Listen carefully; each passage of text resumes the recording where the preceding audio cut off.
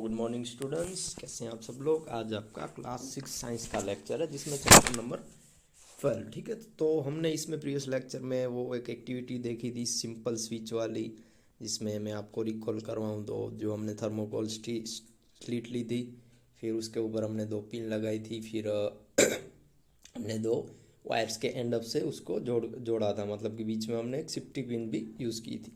तो हमने एक्टिविटी देखी थी। उसके बाद 12.5 है इलेक्ट्रिक कंडक्टर्स एंड इंसुलेटर्स। तो कंडक्टर्स एंड इंसुलेटर क्या है उसके बारे में हम स्टडी करते हैं। In all our activities we have use metal wires to make a circuit. तो आपने ये नोटिस किया, हमने जितनी भी एक्टिविटी की तो उस सब में हमने मेटल वायर्स का यूज़ किया।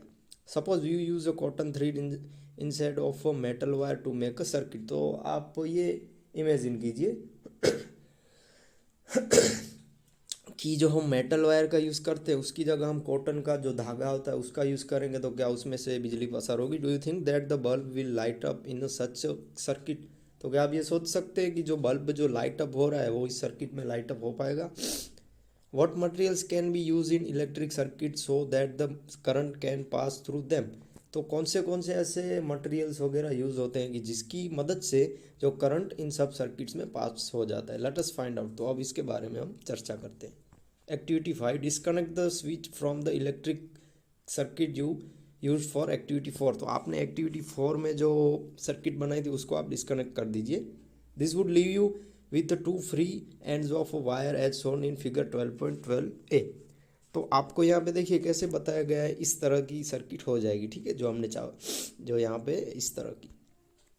Bring the free ends of the 2 wires close to let them touch each other. तो आप दोनों को आपको जो कि आपने जो 2 वायर के जो 2 भाग होते हैं ना, फर्स्ट देखिए, फर्स्ट वाला ये और फर्स्ट सेकंड वाला ये, तो इनको टच करने को बोला गया है। Does the bulb light glow. तो आपने टच किया तो क्या जो लाइट थी वो ग्लो हुई। You can now use this arrangement to test wherever any given material allows current to pass through it or not। तो जैसे आपने टच किया उसी तरह आपको दूसरे भी ऐसे मटेरियल का यूज़ करके करंट को पास करना है। जैसे यहाँ पे हमको की का एग्जांपल दिया गया है।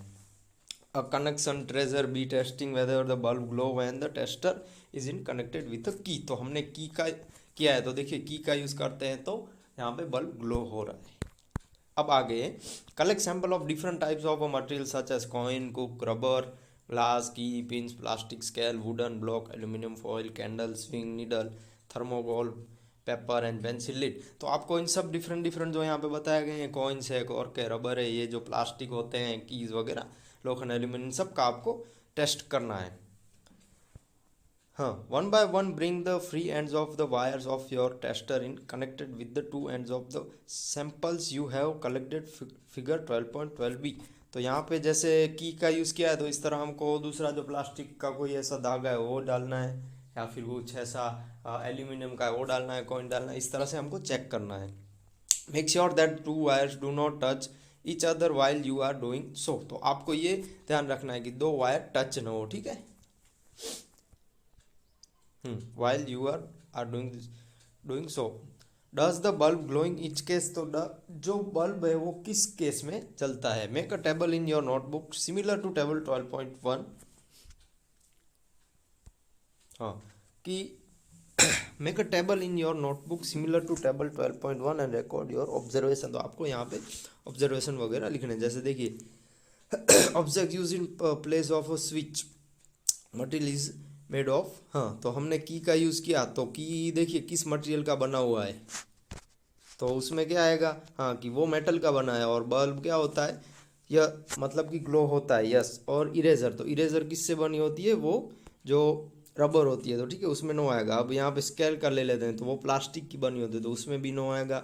फिर मैच स्टिक की, जो मैच स्टिक माने जो हमारे वो होते हैं ना, क्या माचिस बोलते हैं वो, शायद वो वुड के। ठीक है, तो उसमें भी नो आएगा। फिर ग्लास बेडल वो नो आएगा। फिर आयरन नेल, तो वो मेटल का बना होता है, इसलिए यस आएगा। अब ये सब क्यों होता है, व्हाट डू यू फाइंड। तो आपने क्या फाइंड किया, the bulb does not glow when the free ends of wires are in connected with some of the materials you have tested. तो आपने कुछ ऐसे मटेरियल का यूज़ किया जिसमें बल्ब जो है वो जला नहीं होगा। This means that these materials do not allow the electric current to pass through them।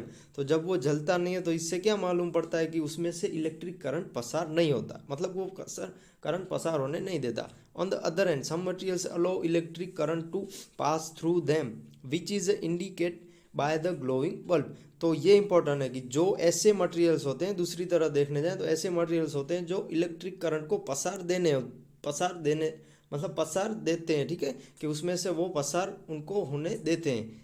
Which is indicate bye glowing, which is indicate by the glowing bulb. तो उससे क्या होता है कि बल्ब ग्लो होता है। मटेरियल्स विच अलो इलेक्ट्रिक, ये देखिए इंपॉर्टेंट है, ठीक है, कि मटेरियल्स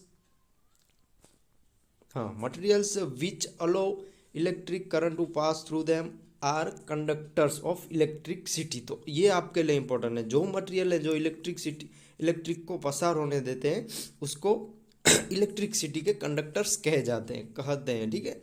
अब दूसरी तरह वो है कि indicators do not allow electric current to pass through them. तो ऐसे दूसरे मटेरियल जो इनको पसार होने नहीं देते तो उसको इंसुलेटर्स कहते हैं, ठीक है। विच है with the help of table 12.1 name the materials name name the materials that are conductors of electricity and also those which are insulators। तो कंडक्टर्स में क्या क्या आएंगे, जैसे जो हमने की का यूज़ किया, कॉइन का यूज़ किया, आयन नेल का यूज़ किया, वो सब कंडक्टर्स। और इंसुलेटर में रबर आ जाएगी, स्टिक आ जाएगी, प्लास्टिक आ जाएगा, ये सब, ठीक है।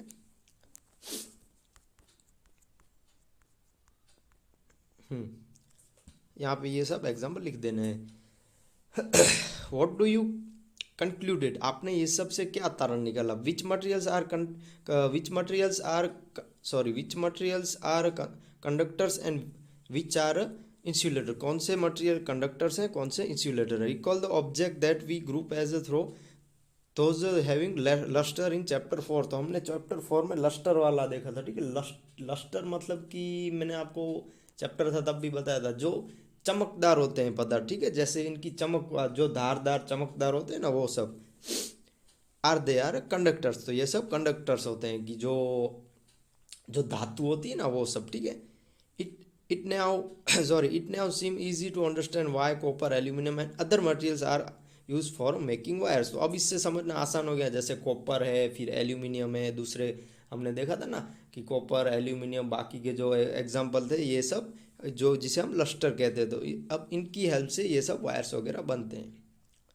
Let us recall activity 4 in which we made an electric circuit with the switch figure 12.9 when the switch was in the open position where the two drawing pins not connected with each other through the thermocol sheet. तो हमने activity previous lecture में देखी थी ना कि वो हमने pin लिया था उन सब के बारे में, कि ओपन पोजीशन थी तो हमने जो वो थर्मोकोल शीट के बारे में है, ठीक है, कि उसमें वो इंसुलेटर का काम करते हैं। But thermocol you may have found is an insulator, जो थर्मोकोल है वो इंसुलेटर है। What about the air between the gaps. तो अब उनके बीच में जो एयर जाती है उसके बारे में। Since the bulb does not glow when there is only air in the gap between the drawing pins in your switch। तो जो स्विच थी उस स्विच में जो एयर का रह जाता है तो इससे क्या होता है, बल्ब ग्लो नहीं होता। It's means that air is also in an insulator. जो एयर है, हवा है, वो भी एक इंसुलेटर का एग्जाम्पल है। तो ये भी इंपॉर्टेंट है, ठीक है, कि कहीं पूछते हैं एग्जाम वगैरह में कि एयर क्या है, वो किसका एग्जाम्पल है। तो इसमें आप बता सकते हो कि जो एयर है वो भी इंसुलेटर है। Conductors and insulator are equally important for us. जो कंडक्टर है और इंसुलेटर है वो हमारे लिए इम्पोर्टेंट है। Switches, electric plugs and sockets are made of conductors. जो स्विचेस हैं, इलेक्ट्रिक प्लग्स हैं और सॉकेट वगैरह हैं वो कंडक्टर के एग्जांपल हैं, मतलब कि उन सब में से ये बनता है। On the other end rubber and plastic are use for covering electric wire, plug tops, switches and other parts of electric appliances which people might touch. तो जो कि इनमें कवरिंग होती है, ठीक है, प्लास्टिक की। तो ये सब क्या है कि ये सब इंसुलेटर है। तो इससे क्या होगा कि बिजली उनको टच नहीं कर पाएगी, मतलब कि जो इलेक्ट्रिक होता है तो उससे उनको कुछ नुकसान नहीं हो पाता, ठीक है। तो ये चैप्टर यहीं कंप्लीट हो गया। और कंक्लूजन में कि your body is conductor of electricity. तो ये इंपॉर्टेंट है, ठीक है, कि जो आपकी बॉडी है वो कंडक्टर है, ठीक है, कि आपकी बॉडी में से हम कहते हैं ना विद्युत पसार, जो बिजली करंट है वो पसार हो सकता है को। तो वो भी आपको ध्यान रखने का होता है। देयरफॉर बी केयरफुल एंड हाँ, when you handle an electrical appliances, तो आप कभी भी इलेक्ट्रिक के जो तार वगैरह होते हैं उनको टच वगैरह जितना बने उतना आप वो प्लास्टिक क्या बोलते हैं स्लीपर पहन के करना चाहिए, ठीक है।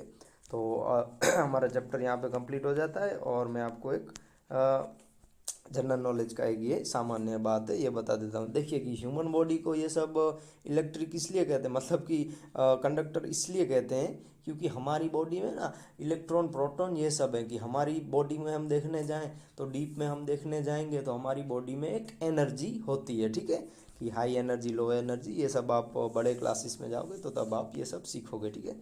तो मैं अब आपको होमवर्क दे देता हूँ वर्कबुक का।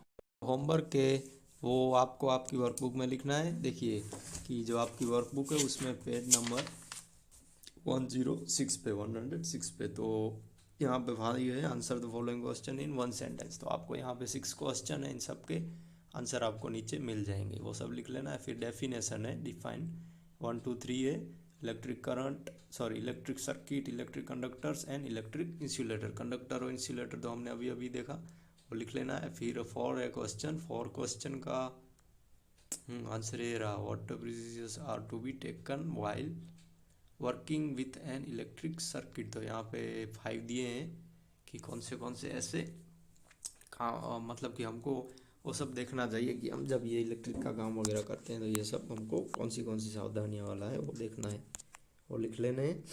उसके बाद का क्वेश्चन 5 है वो आपको लिख लेना है। फिर 6 के बाद 7 8 9, तो आपको ये 9 जो थोड़े शॉर्ट क्वेश्चन है बड़े क्वेश्चन है ब्रीफली उन सब के आंसर लिखने हैं। फिर हाँ डिफेंसेस है, तफावत जिसे आप कहते हैं वो लिख लेनी है कंडक्टर और इंसुलेटर की। फिर उसके बाद क्लासीफाई कंडक्टर्स और इंसुलेटर का, तो वो भी आपको आपकी वर्कबुक में लिख लेना है, ठीक है। तो ये होमवर्क कंप्लीट कीजिए और मेरे व्हाट्सअप नंबर पे इनके फ़ोटो भेजिए, और कल तो हम शायद फेस टू फेस ही मिलेंगे, ठीक है। कल आपका जो ऑफलाइन क्लास होगा तो शायद उसमें साइंस का लेक्चर होगा तो हम मिलेंगे, ठीक है, ऑफलाइन में। तो हम उस लेक्चर में क्लास में हम जो चैप्टर नंबर 13 है मैग्नेट वाला वो देखेंगे, ठीक है। वो थोड़ा इंटरेस्टिंग चैप्टर है, फन विथ मैग्नेट्स। तो नेक्स्ट लेक्चर में हम ऑफलाइन क्लास में मिलते हैं, और आप आपका जो आज का होमवर्क है वो मुझे मेरे व्हाट्सअप नंबर पे सेंड कीजिए।